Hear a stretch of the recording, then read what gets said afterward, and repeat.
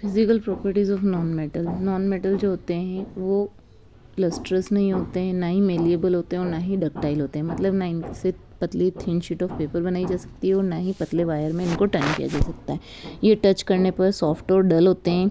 Non metal जो होते हैं वो ब्रिटल होते हैं। जब भी इनको हैमर से बीट किया जाता है तो ये छोटे छोटे पीसेज में ब्रेक हो जाते हैं। नॉन मेटल जो होते हैं नॉन स्नोरस होते हैं, मतलब साउंड प्रोड्यूस नहीं करते हैं और ना ही ये हीट और इलेक्ट्रिसिटी को कंडक्ट करते हैं। ये poor conductor of non metal होते हैं।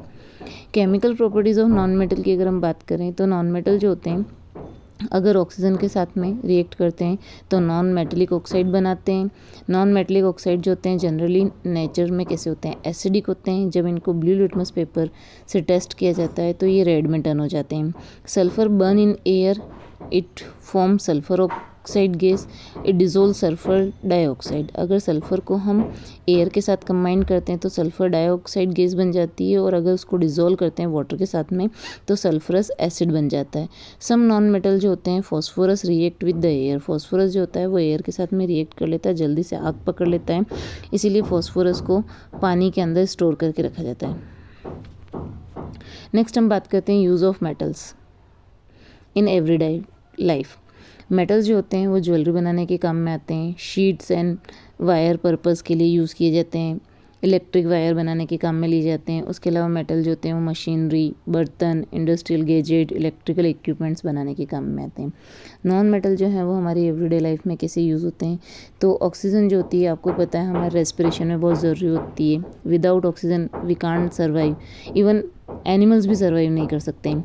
कार्बन जो है वो building block of all life forms, जितने भी हमारे अर्थ के ऊपर जितने भी लाइफ फॉर्म है, चाहे वो एनिमल्स हैं, प्लांट्स है या ह्यूमन बींग्स हैं, वो सभी किस से बने हुए हैं, कार्बन मॉलिक्यूल से बने हुए हैं। इट इज़ अ की कंपोनेंट ऑफ प्रोटीन। इसके अंदर प्रोटीन प्रेजेंट होता है।